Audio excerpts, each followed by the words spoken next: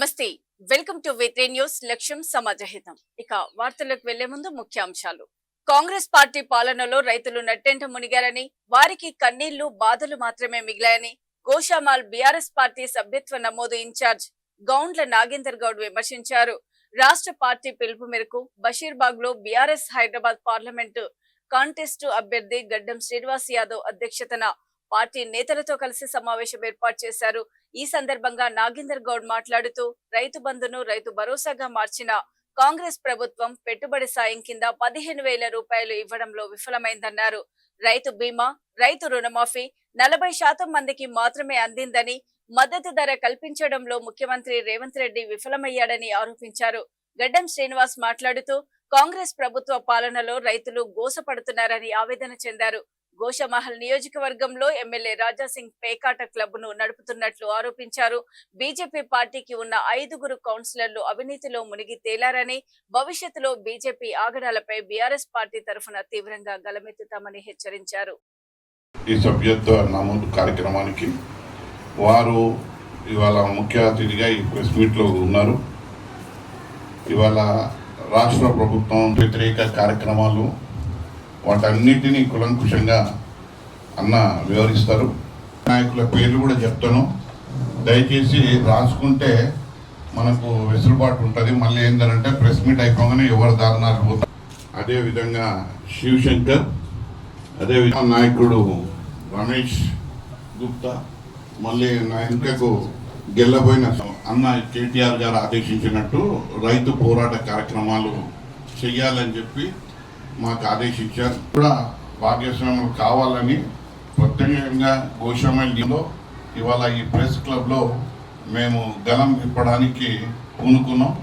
Media మిత్రులతో ప్రార్థన ఏంటంటే వారి సీనియారిటీ సో మంచి కవరేజ్ ఇచ్చి ఒక ఏటీఎంగా మారింది. ఏంటి అంటే ఈ ఇండ్లు ఎవరైతే కట్టుకుంటుంటారో వాళ్ళ మీద దౌర్జన్యంగా బ్లాక్మెయిల్ చేస్తూ అక్రమాల ఇండ్లు అని చూపెట్టి బ్లాక్మెయిల్ చేస్తూ ఇవాళ దండుకుంటున్నాడు.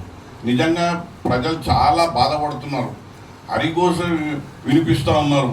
వాళ్ళ కష్టాన్ని వీడు వచ్చి ఎట్లా దండుకుంటుండో, మీరు డబ్బులు ఇస్తారా లేకపోతే మీ బిల్డింగ్ కులగొట్టిపిస్తా అంటాడు.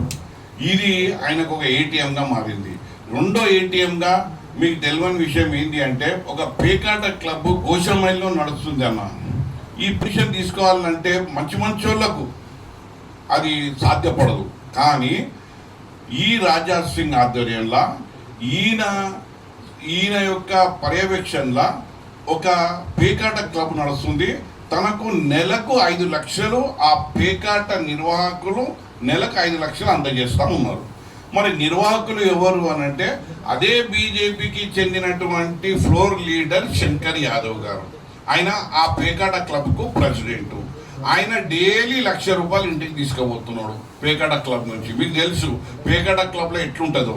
ఇంతకుముందు ఆ పేకాట క్లబ్ని ఏమని చూపెట్టారు, సీనియర్స్ వాళ్ళు అక్కడ ఉండి ఏదో కాలక్షేపంకి ఆడుకుంటారని చెప్పిండు. కానీ రైతాంగం పట్ల రైతుల ప్రభుత్వం అని చెప్పి, రైతు పేరు చెప్పి, రైతు వేషంతో రైతు కుటుంబం అని చెప్పి ప్రధానంగా రాష్ట్ర ముఖ్యమంత్రి గారు ఇలా రైతులనే మోసం చేస్తున్న పరిస్థితి ఉన్నది. ఆయన ఎన్నికల ముందు చెప్పిండు, అనేకమైన హామీలు ఇచ్చాడు. రైతాంగం కొరకు రైతు బిడ్డను నేను కాబట్టి నేను అన్ని కార్యక్రమాలు కూడా చేస్తానని చెప్పిండు. కానీ ఆచరణలకు వస్తే ఒక్కటి కూడా చేయలేకపోయాడు. తెలంగాణలో ఉన్న మొత్తం దేవతలను, గుళ్ళకు, గోపురాలకు, మసీదులకు, క్రిస్టియన్ చర్చిలకు అన్నిటి కూడా అందరు దేవుళ్ళ మీద ఒట్టు తిన్నాడు. కానీ నెరవేర్చలేకపోయాడు. ప్రధానంగా ఇది కరెక్ట్ సీజన్ పంటలు వేసుకోవడానికి, రైతులకు పెట్టుబడి అవసరం ఉన్న సీజన్ ఇది. కాబట్టి రైతు బంధు ఆయన వచ్చిన తర్వాత ఆ రోజు చెప్పింది ఏంటంటే కేసీఆర్ గారు 18లో సంవత్సరానికి ఎకరానికి 10,000 చొప్పునిస్తే అదే మళ్ళా 12,000ను దాన్ని పెంచి ఆ తర్వాత ఆయన అధికారంలోకి వస్తే దాన్ని 15,000 ఎకరానికి ఇస్తా అని చెప్పి ప్రకటన ఇవ్వడం జరిగింది, వాగ్దానం చేయడం జరిగింది. రైతు బంధును కూడా రైతు భరోసాగా మార్చడం జరిగింది. పేరు మార్చడం ఏదైతే జరిగిందో కానీ ఇవ్వడం లోపల ఆచరణలో. అనంతపురం జిల్లా రాయదుర్గం నియోజకవర్గం అభివృద్ధికి గత 2 ఏళ్లలో 1,043 కోట్ల రూపాయల నిధులు మంజూరు చేయించామని ఎమ్మెల్యే కాలువ శ్రీనివాసులు తెలిపారు. అలాగే 390 కోట్ల రూపాయలతో జల్ జీవన్ మిషన్, 78 కోట్లతో అమృత్ 2 పథకం ద్వారా ప్రతి ఇంటికి రక్షిత తాగునీరు అందించామన్నారు. జీడిపల్లి బైరవానితిప్ప ప్రాజెక్టు పనులను పునఃప్రారంభించి 2028 జూన్ నాటికి పూర్తి చేయాలని లక్ష్యంగా పెట్టుకున్నట్లు వెల్లడించారు. మాల్యం బ్రాంచ్ కెనాల్ కు 112 కోట్లు మంజూరు కాగా అదనంగా 27,000 ఎకరాలకు సాగునీరు అందేలా చర్యలు తీసుకున్నట్లు తెలిపారు. రహదారులు, రైల్వే వంతెనలు, విద్యుత్, ఆరోగ్యం, విద్యారంగాల అభివృద్ధికి భారీగా నిధులు కేటాయించినట్లు పేర్కొన్నారు.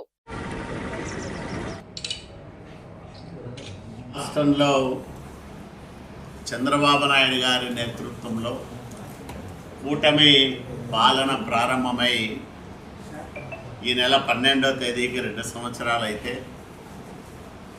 కూటమి శాసనసభ్యులుగా శాసనసభలో మేమందరం ప్రమాణం చేసి ఈ రోజుకు 2 ఏళ్ళు అవుతా ఉంది. ఈ 2 సంవత్సరాల కాలంలో రాష్ట్రంలో అనేక కార్యక్రమాలు ఎలా జరుగుతూ ఉన్నాయో మీరందరూ చూస్తూ ఉన్నారు. దేశంలో ఎక్కడా జరగని సంక్షేమం ఆంధ్రప్రదేశ్ రాష్ట్రంలో చంద్రబాబు నాయుడు గారి నాయకత్వంలో జరుగుతూ ఉంది. అభివృద్ధి మనం ఊహించలే. ఆర్థికంగా తీవ్ర సంక్షోభంలో ఉండే ఈ రాష్ట్రం నిలదొక్కుంటుందా, నిలబడుతుందా అని అందరూ ఆందోళన చెందితే 24 ఎన్నికల సందర్భంలో నేనున్నాననే ఒక భరోసానిస్తూ చంద్రబాబు నాయుడు గారు సంక్షేమానికి పెద్దపీట వేస్తూనే అభివృద్ధిని పరుగులు పెట్టిస్తూ ఉన్నాడు. అందులో భాగంగా రాయదుర్గం నియోజకవర్గానికి అనేక అభివృద్ధి కార్యక్రమాలను మంజూరు చేశారు. ఇందులో కొన్ని గతంలో 2014-19 మధ్యకాలంలో మంజూరై పనులు కొంత జరిగి 5 సంవత్సరాల జగన్మోహన్ రెడ్డి అరాచక పాలనలో పూర్తిగా నిలిచిపోయిన పనులను ప్రారంభం చేయడానికి, పూర్తి చేయడానికి కొన్ని నిధులు ఇచ్చారు. కొత్తగా మరికొన్ని కార్యక్రమాలు ఈ 2 సంవత్సరాల కాలంలో ప్రారంభమయ్యాయి. అట్లాగే 5 సంవత్సరాల జగన్మోహన్ రెడ్డి పరిపాలనలో తుంగభద్ర ఎగువ కాలం పూర్తిగా నిస్తేజంగా మారిపోయి నీటి సరఫరాకు అనువుగా లేని విధంగా దుస్థితికి చేరుకున్న నేపథ్యంలో నేను శాసనసభ్యుడైన వెంటనే యుద్ధ ప్రాతిపదికన అత్యవసర మరమ్మతులన్నీ కూడా చేయించాం. 32 కోట్ల రూపాయలు ఖర్చు పెట్టాం. లైనింగ్ కోసమని, మరమ్మతుల కోసమని, అవసరమైన చోట్ల వంతెనల నిర్మాణానికి ఈ నిధులు ఖర్చు చేశాం. 2 సంవత్సరాల కాలంలో ఈ డబ్బులన్నీ కూడా ఖర్చు చేశాం. ఇదే కాకుండా ఆవులదట్ల బ్రాంచ్ కెనాల్ను కూడా ఈ టర్ములోనే చేపడతామని కూడా మనవి చేస్తూ ఉన్నాను. ఈ 2 పనులు పూర్తయితే మాల్యం బ్రాంచ్ కెనాల్ కింద 17,000 ఎకరాలు, ఆవులదట్ల బ్రాంచ్ కెనాల్ కింద 10,000 ఎకరాలు, అదనంగా 27,000 ఎకరాలు రాయదుర్గం నియోజకవర్గంలో సాగులే అంటే నీటిపారుదల కింద వచ్చే అవకాశం ఉంది. దాంతోపాటు ఇక్కడ ఒక 10-12,000 ఎకరాలు ఆయకట్ట కానీ, నాయన ఆయకట్ట కానీ మన గుమ్మగట్ట మండలంలో ప్రతి సంవత్సరము సాగయ్యేదానికి అవకాశం ఏర్పడుతుంది. ఇట్లా అవకాశం ఉన్న చోట ఏ రకంగా నిధులు రాబట్టాలో ముందుగానే ప్రణాళికలు రూపకల్పన చేసుకొని 2 సంవత్సరాలు వేరే వ్యాపకం పెట్టుకోకుండా నిరంతరాయంగా అధికారుల దగ్గరికి, మంత్రుల దగ్గరికి, ముఖ్యమంత్రి దగ్గరికి పదే పదే వెళ్ళి రాయదుర్గం ప్రాంత సమస్యలు విన్నవించి ఈ నిధులన్నీ కూడా మనం తీసుకురాగలిగినాం. నేను ప్రతిపక్షంలో ఉన్నప్పుడు 2014-19 మధ్యకాలంలో నేను ప్రారంభం చేసి అసంపూర్ణంగా ఆగిపోయిన పనులపైన సెల్ఫీ ఛాలెంజ్లు చేశాను. ఈ 2 సంవత్సరాల కాలంలో నిధులు మంజూరయ్యాయి. అంటే జీడిపల్లి భైరవాని తిప్ప కాకుండా ఈ 2 ఏళ్లలో కొత్తగా మంజూరైన నిధులు 1,043,00,000 రూపాయలు. త్వరలోనే టిట్కో ఇళ్ల పనులు కూడా ప్రారంభం చేస్తారు. రాష్ట్రంలో రుతుపవనాలు ప్రవేశించిన ఆశించిన మేర వర్షాలు లేక ఉష్ణోగ్రతలు తగ్గక జనం ఇబ్బందులు పడుతున్నారు. అయితే ఉపరితల ఆవర్తనం ద్రోణి ప్రభావంతో వారం రోజుల పాటు రాష్ట్ర వ్యాప్తంగా భారీ వర్షాలు పడతాయని వాతావరణ శాఖ సూచించింది. గంటకు 40 నుంచి 50 కిలోమీటర్ల వేగంతో ఈదురుగాలులు వీస్తాయని, ఉష్ణోగ్రతలు కూడా 2 నుంచి 5 డిగ్రీల మేర తగ్గుతాయని తెలిపింది. అటు హైదరాబాద్ లోనూ భారీ వర్షాలు పడతాయని ప్రజలు జాగ్రత్తగా పాటించాలని సూచించింది.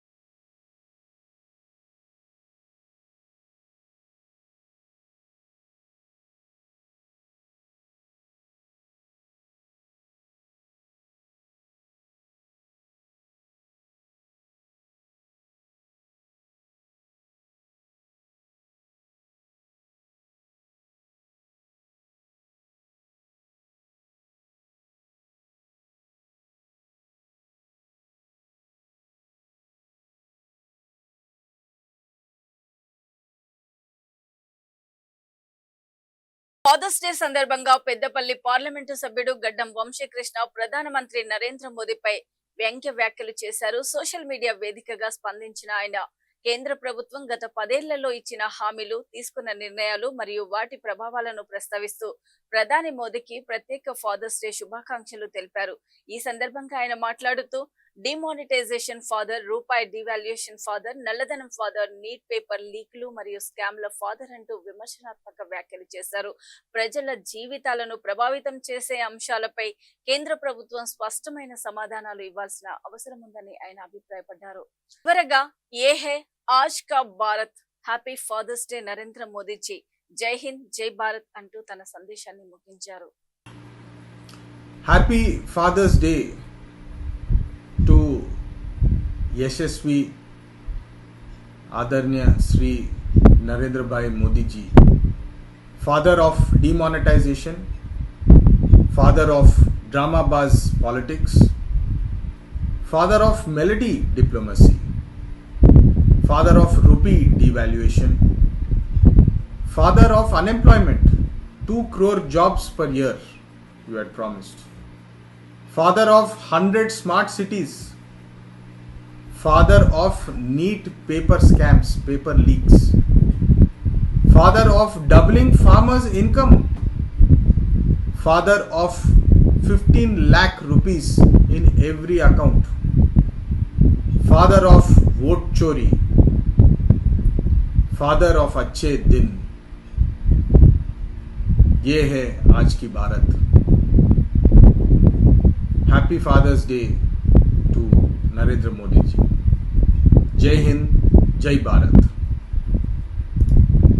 నాగర్ కర్నూల్ జిల్లా వంగూరు మండలం కోనాపూర్ గ్రామంలో దళిత రైతు కుటుంబంపై జరిగిన భూదోపిడి, దాడి, కుల దూషణల ఘటనపై తక్షణ న్యాయం చేయాలని జాతీయ బీసీ కమిషన్ మాజీ సభ్యుడు తల్లోజు ఆచారి డిమాండ్ చేశారు.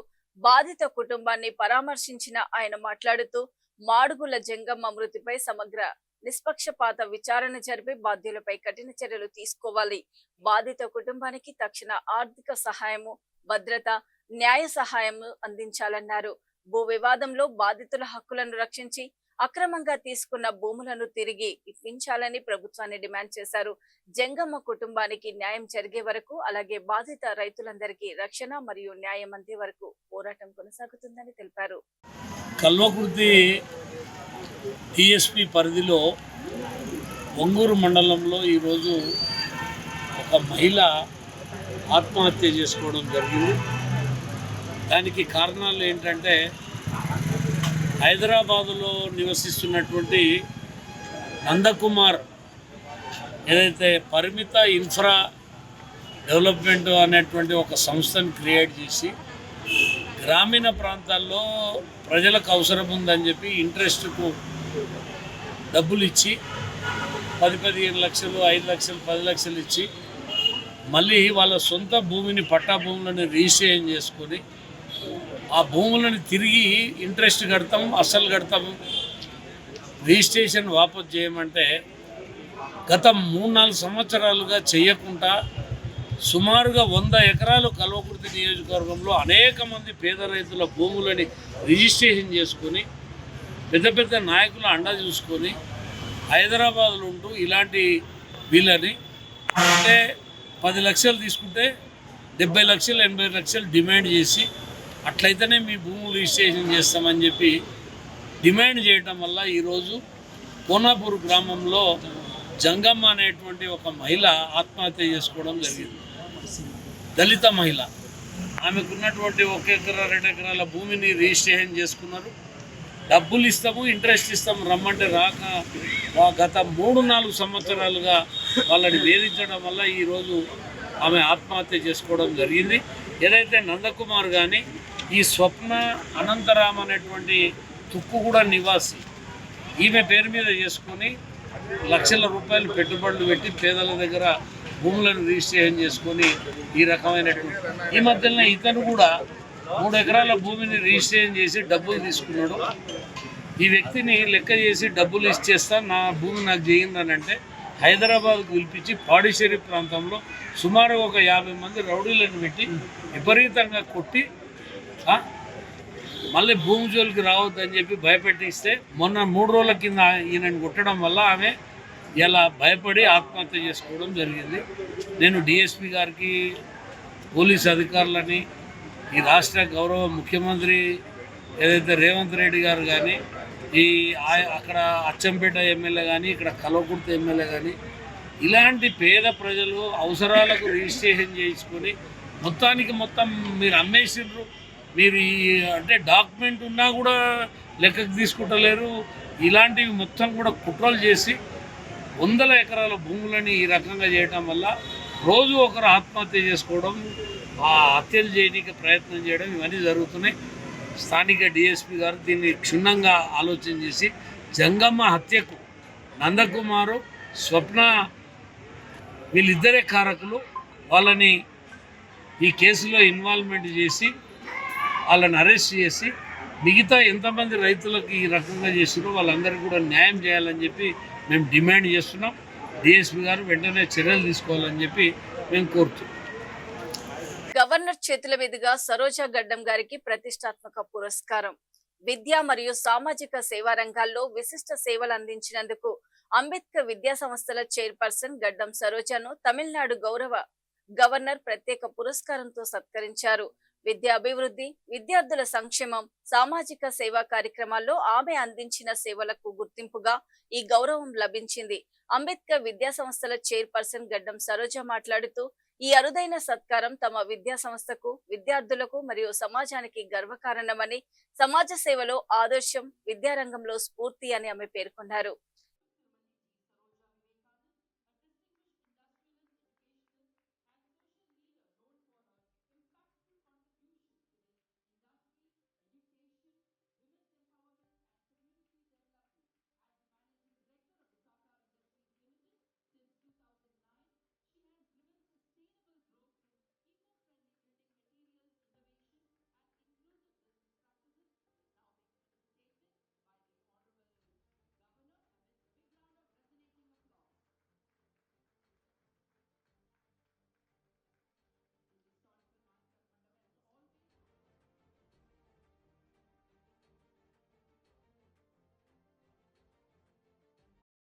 చూస్తూనే ఉండండి V3 న్యూస్, లక్ష్యం సమాజ హితం. నమస్తే.